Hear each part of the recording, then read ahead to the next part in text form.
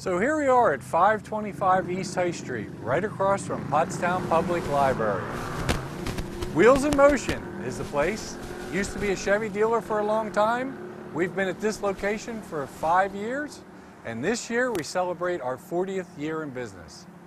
So here at 525 East High Street right now, we have a tire sale going on. We have good prices on tires, service, inspections, and body work, paint work, and there's not too much we don't do here right at this building. So come on inside and I'll show you what's going on here at Wheels in Motion.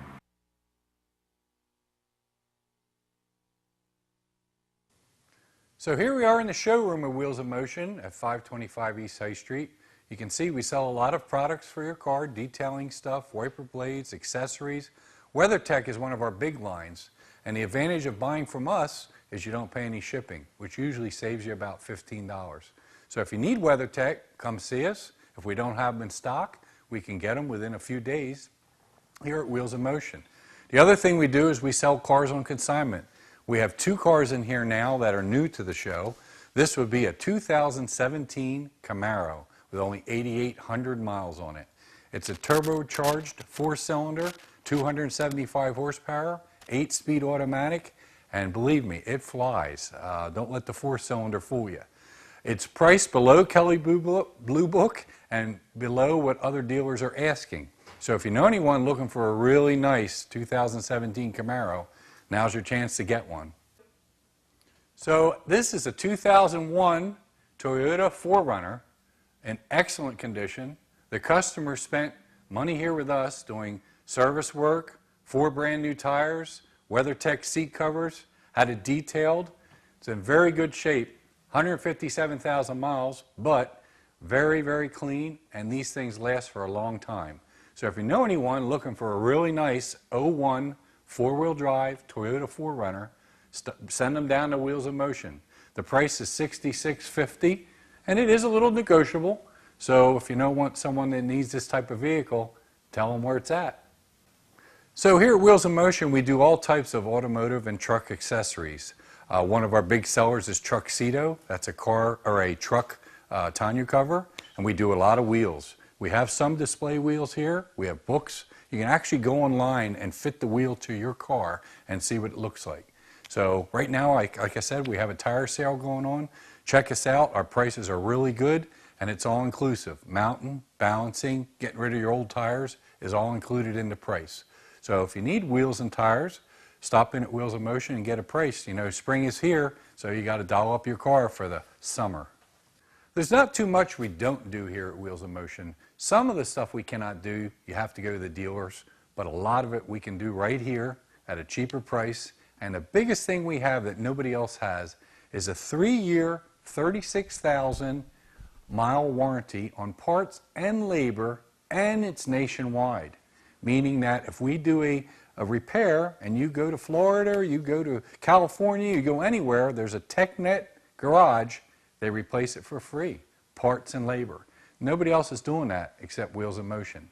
Our labor rate is cheaper than most shops, and we offer this warranty. We offer free roadside assistance if you run out of gas, lock your keys in your car, towing, and it's really, really a neat program. It costs you nothing. So all you have to do is spend $25 a year here. So if you get your oil changed once a year, you're in the program for roadside assistance, and anything we do is warranted. Now, of course, there is some limitations. The one that I want to talk about tonight is the all bad check engine light. Check engine light drives us all crazy. Little bit of history on cars, going back into the 80s when we first started with the computer controls. It was called OBD1. It was a very primitive design. It was started in about 82. Most of the American cars started it, and where everything had oxygen sensors, a computer. The engine was constantly being retuned for altitude and temperature and everything. It's a good idea. It kept the emissions down. The performance was up. It was troublesome, and it was very primitive. In 1996, we got OBD2. OBD2 is still what we use today. When you have a check engine light, there is so many sensors on the car that it could cause. And my example is, say we put a battery in your car. That's covered under warranty for 3 years, 36, or actually it's covered more than that, maybe 5 years, depending on what battery you pick. So a few people will say, well, I have my check engine light fixed, now it's back on. That's under warranty. Only if it's the one part that we replaced. For example, we had a car come in with 17 codes in the computer. 17. We fixed 15 of them, and it came back again for the 2 that showed back up. It's not our fault, it just happens, but it's difficult to explain after a customer spent a couple $100 getting their car fixed and the check engine light comes on a week from now. Very complicated system in these cars today. Everybody thinks that it just has well, I said they have one computer for the engine. Well, we've come way farther than that now. I'd say the average car probably has about 7 computers. And now, in the past couple years, we've added backup sensors and backup cameras and steering lane assist and helps the car park. All those sensors are controlled by body modules and body computers. Once they get out of warranty, they're very expensive and very costly to fix. So I just want to explain that to you. The check engine light is a complicated thing. There's a product out there you hear all the time called Hum, and they advertise it that you just plug it into your thing and it tells you what's wrong with the car. It's not that simple. For example, some of the local parts stores have stopped doing check engine lights, because if you pull the code and it says oxygen sensor, well, I need an oxygen sensor. No, not necessarily. It could be a tune-up issue that's driving the oxygen sensor crazy. It could be a broken wire. It could be the PCM, the main computer for the engine. It's a very complicated system. So when you're buying a new car, keep that in mind. The more bells and whistles you get, the more things that could break and be costly down the road. So like I said, the one product that I hear all the time is this Hum. That basically tells you what it is in a generalized area. Doesn't diagnose the car for you. We had a couple complicated ones over the past couple months where it would throw codes randomly for stupid stuff, and it turns out to be the main computer was bad. If the main computer is bad, you're looking at $600, $700, $800 for that one computer, and you probably got 7 of them. To give you an idea, this printout here, which I'll try to hold up for you, see that print up there? All those wires and all those sensors. It's for a GMC Sierra 1500 6-port. That's just the engine.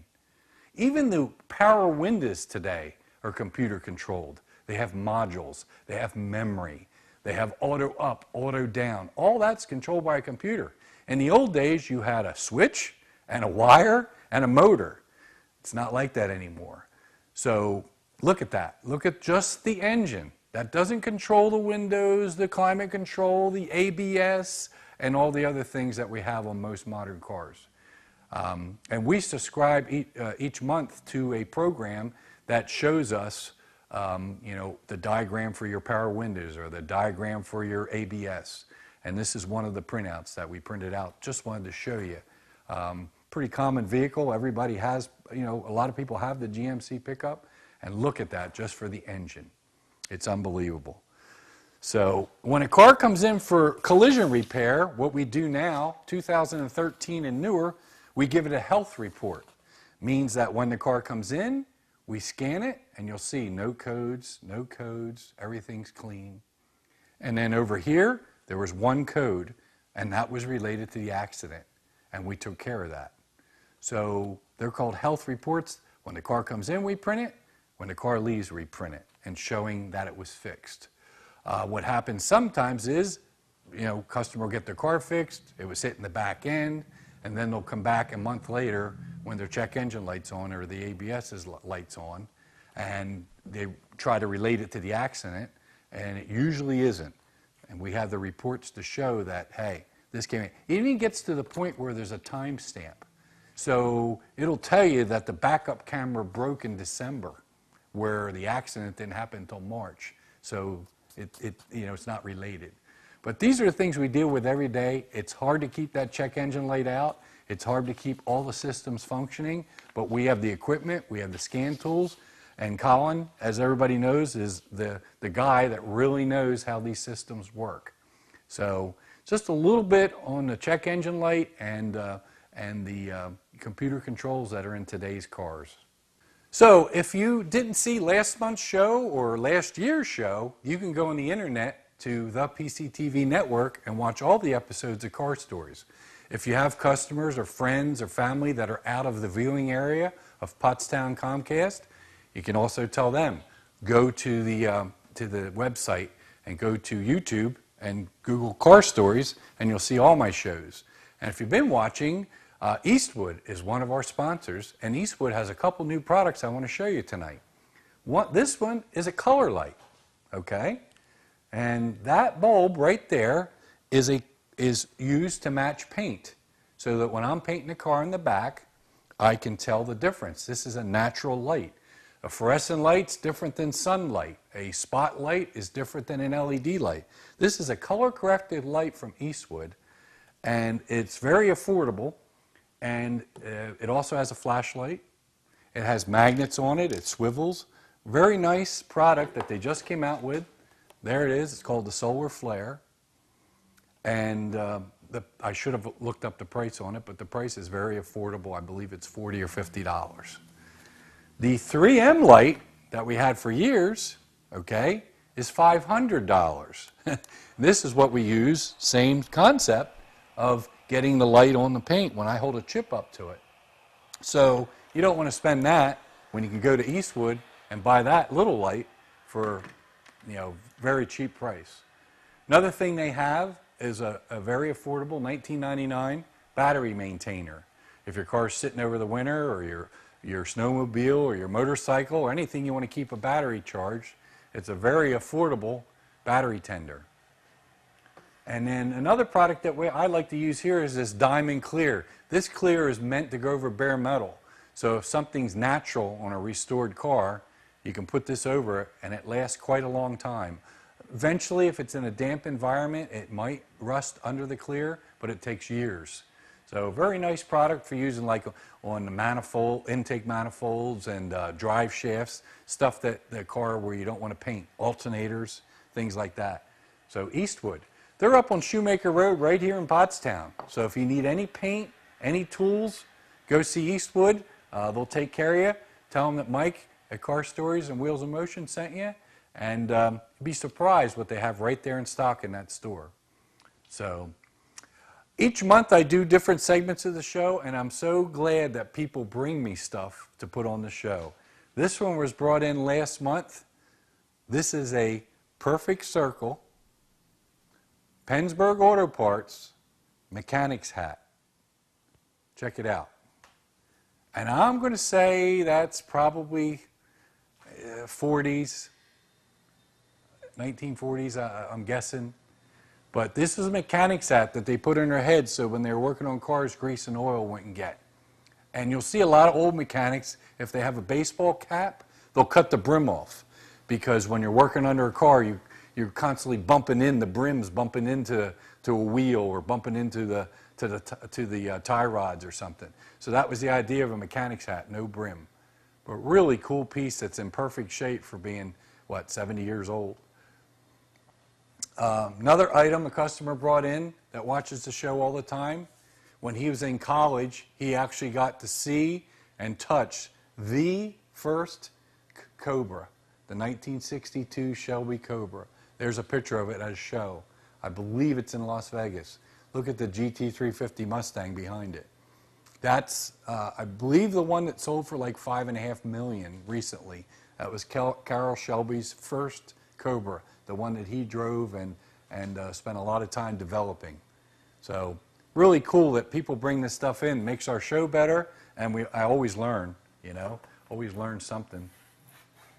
And check this out. My friend Tim Hain brought this in for me because he knows I'm Mr. Camaro. That is a picture of Heimbach and Sweat Chevrolet in Pennsburg. And Heimbach and Sweat was not on the main drag. It was a few blocks off of 663 and 29. But look at the Camaros. I mean, somebody said, what year is that? It's 1969. You can tell. All 69 Camaros. And they were known sometimes, Heimbach and Sweat was like a country dealer where they sold trucks to the farmers. Actually, they sold a lot of performance cars and a lot of muscle cars. out of a small dealership in Pennsburg. What a cool shot. At one time, this place probably looked like that too, but I don't know if they had that many Camaros. They probably had Impalas and Chevelles and everything else. Just look at the detail, huh? So thanks for that. It's in here in my showroom, and really, really neat picture.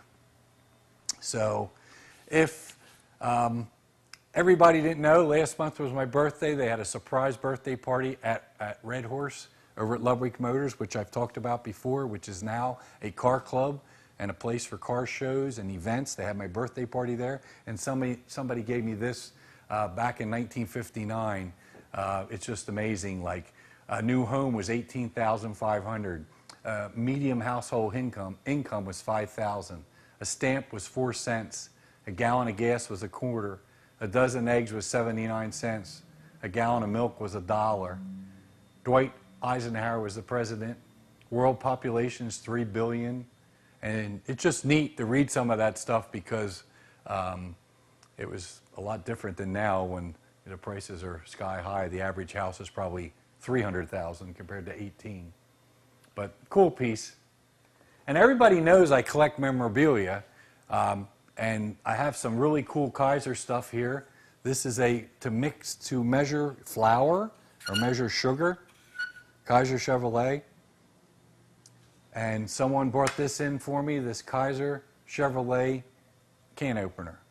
Is that cool or what? And I have some stuff here from my past, Schaefer's Getty. It's where I started at when I was a kid. I pumped gas at Bart Sunoco, and then I went to Schaefer's Getty at Charlotte Prospect Street.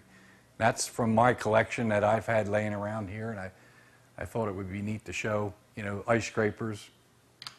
Here's one of my ice scrapers from the second year I was in business, so that's 38 years old. Unbelievable, right?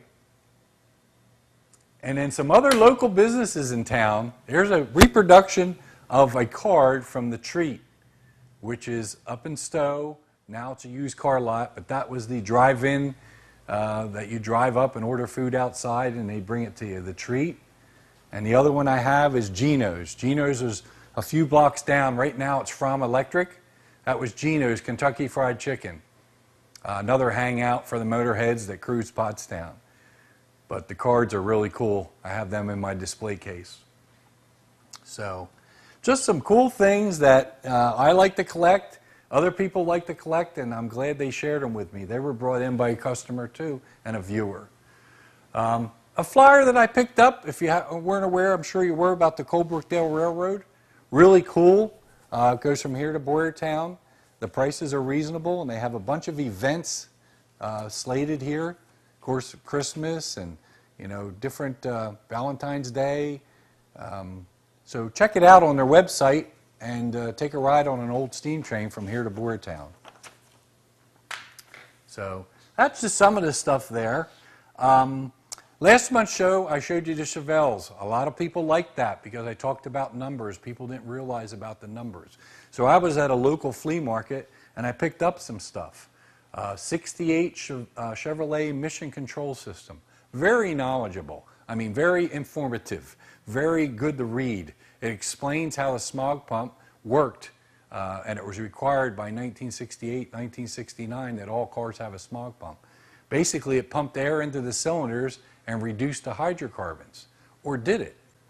Did it just make more air come out the tailpipes? And the hydrocarbons are basically the same, they're just diluted. And that's a controversy that Colin and Bob and me are all talking about. It's like they worked, but they were more or less, just to get by the emissions. Until the catalytic converters came out in the 70s and 80s, the smog pump, I'm not sure. And that's open for debate. Somebody can share their knowledge about the smog pump on how it works. But basically, it pumped air into the cylinders, diluted the hydrocarbons, so out the tailpipe it would read cleaner. And then we have 68 Chevrolet color chart. Shows you all the colors. That's the color of the Chevelle in the back. I like picking this stuff up. Like for all this stuff, I paid $60. And it's real. It's not reproduction. And it's just so nice to read. You can see, so much of the options, stuff they offered, luggage racks. And the pictures and the knowledge that you can get out of these is well worth it. And I'll keep that with the car. This is a brochure. If you came in the Kaiser Chevrolet at that point and you were thinking about a new Chevelle, this is what they gave you. And it gives you all the colors on the back and different scenarios of the SS, the convertible, the coupe, the 300, the concourse, 4-door, 2-door. And this is another book similar to that. It just tells you. So if you're at a car show, if you go to, like this was at the Hamburg meet that I picked this up, and you have a new car or an old car, look at some of the memorabilia and stuff. Like I said, it adds value to your car. It usually, you learn something when you read it, and it's just really cool to have. And it talks about your car and the options it could have had or does have, and you can get a lot out of it. So that's it for tonight up here. We're going to go in the back and show you what's going on in the shop. Got a few updates for you, so stay tuned to Car Stories. So this is a 1968 repair manual for all cars, all American cars, and it's a handy little book to have, not only to learn how to fix your car, but in these books, as you can see, is all the numbers for the starter numbers, the distributor numbers, the alternator numbers. So if you look up 68 Chevrolet V8 tune-up, it'll give you different numbers, the horsepower ratings on the engines, tune-up specs. Really, really cool. I'm putting this Chevelle together. I keep looking at this to see, is the starter original? Is the alternator original? And it all matters. The alternator was not original, but I did find one that is dated correct with the right part number. So along with the brochures I showed you up front, this is another item that you should have with your car so you can look up your parts and your numbers. So this is the dash out of the Chevelle. This car, I mean, there's always a CSI factor when you're doing these old cars. This car sat under a carport, so it was protected from the elements, like there's no rust around the back windows, the floors aren't rusty, the trunk isn't rusty, because it was protected. But I have to think that maybe the rain rained on it and the sun never hit it, so it was a damp environment. So all the window cranks in the car look like this. They're all heavily pitted. The seatbelt bolts are heavily pitted, okay? The ashtray, rusty, okay? The maroon car, the other car we talked about, the inside stuff on that is nice. That was in a garage, so the moisture didn't get to it. The interior door handles are nice, the ashtray's nice, the dash is nice. This is the dash out of the yellow car. All the knobs are corroded. Look at the radio knobs, really, really bad. The steering wheel off the yellow car, heavily pitted. Now this is one that I did. Restored the SS emblem, repainted this the correct sheen of black. There's flat black, there's semi-gloss black, there's shiny, medium, I mean there's a bunch of different, and you have to get the right shade of black. If you paint this gloss, it's not right. If you notice that this is semi-gloss and this is flat, I just took a piece of Scotch-Brite over that to dull it a little bit, because that's correct. That's the way it was done. The steering wheel itself, this is out of the maroon car because it was in better shape, had a crack in it up here. It had some small spider cracks on the back. This is plastic, black plastic. You can sand it, you can polish it, you can buff it, and it will come up like new. So rather than repaint the whole steering wheel, I chose to fix the crack, fix the cracks in the back, and I touched them up with a brush, and then polished all the plastic so it looks like brand new. And somebody will appreciate that's the original plastic wheel, not a repainted wheel. The original dash speaker, shot.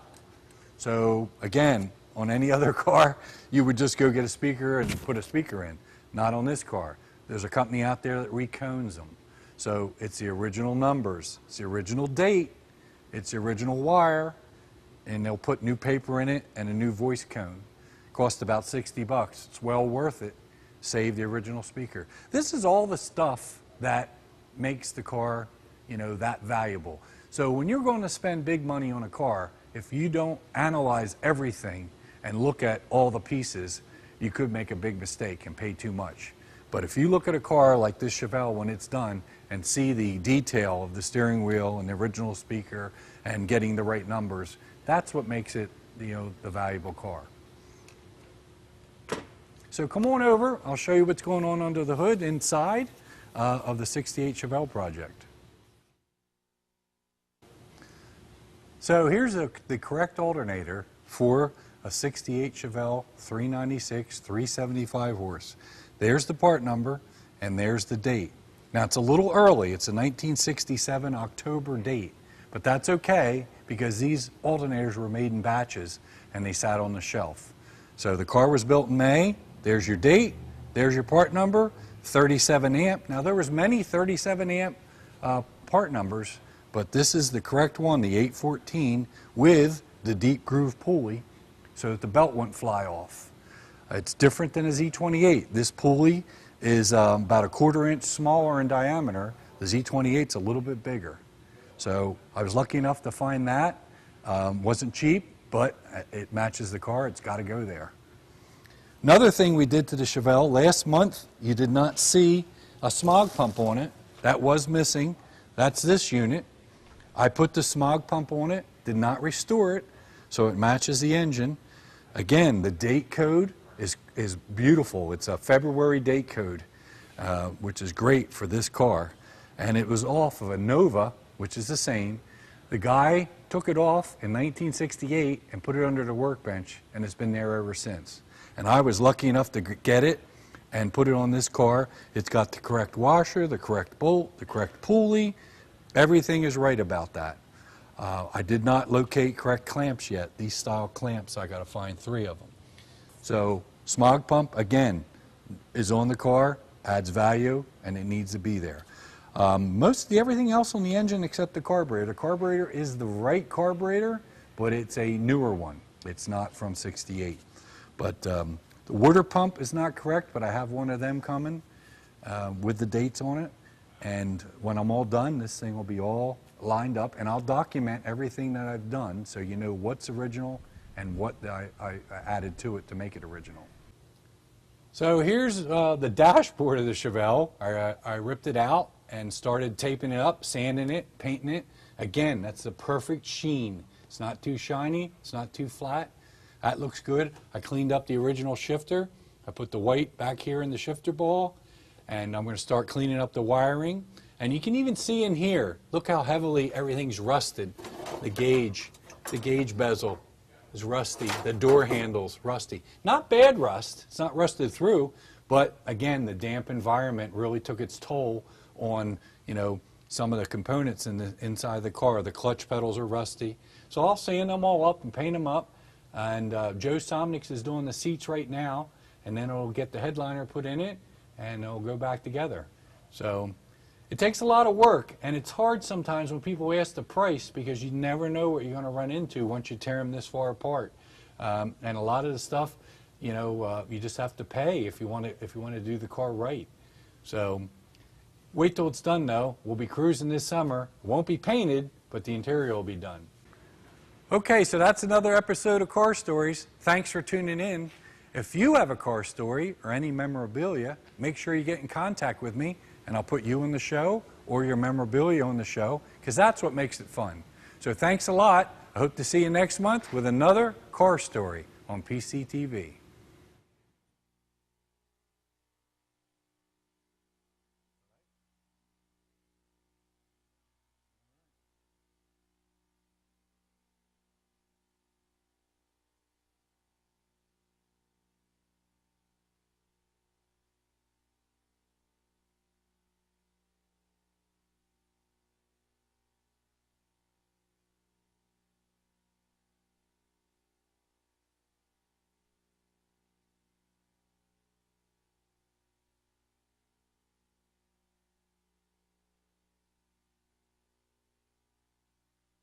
To get connected. A big thank you to all the folks who helped make this I Am Pennsylvania possible. I'm so